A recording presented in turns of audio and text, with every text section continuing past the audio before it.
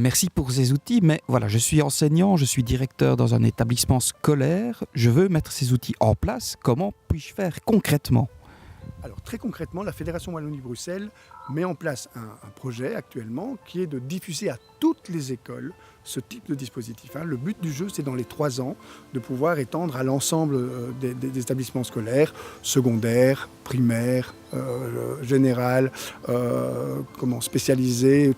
Tous les types d'enseignements sont concernés par la problématique et donc ont accès à ces outils.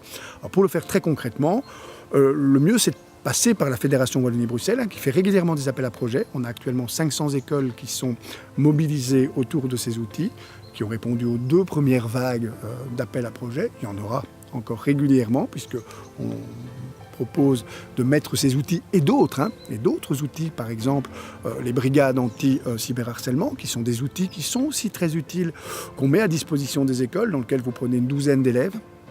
Et puis ces douzaines d'élèves ils sont identifiés comme étant des personnes auxquelles on peut se référer en cas de situation de cyberharcèlement. Pour l'élève, c'est plus facile parfois d'en parler à un de ses pairs que d'en parler directement aux adultes. Ces élèves ne prennent pas directement eux-mêmes de décision, mais viennent au conseil de classe et ils expliquent qu'il y a eu des situations problématiques. Et là, le dispositif s'active. L'enseignant qui veut mettre en place ce dispositif passe soit par la Fédération Wallonie-Bruxelles, soit au niveau de l'Université de Mons, puisque c'est nous qui sommes chargés de la diffusion de ce projet.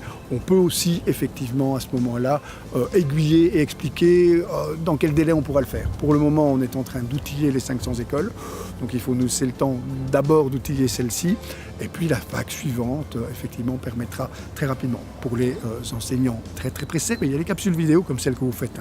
C'est pour ça qu'on y participe, parce que effectivement pour nous c'est important qu'un enseignant, qu'une institution scolaire puisse avoir à disposition ces outils par tous les moyens possibles, c'est-à-dire à la fois aussi l'espace cybernétique, mais aussi des bouquins, puisqu'il y a un livre paru aux éditions de Book qui explique ce projet, prévention du harcèlement, et qui l'explique dans sa globalité.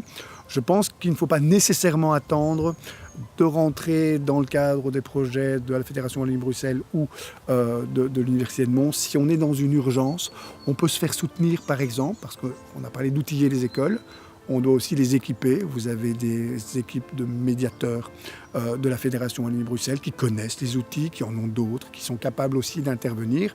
Et pour le moment, notre travail, qui l'année passée était essentiellement de diffuser les outils, est aussi d'équiper les écoles. Ça veut dire les PMS, tous les travailleurs périscolaires, les services de médiation, les AMO, que tous ces intervenants périscolaires soient en mesure de soutenir l'action de l'école et de soutenir l'action des enseignants qui ont à faire face à ce type de problème.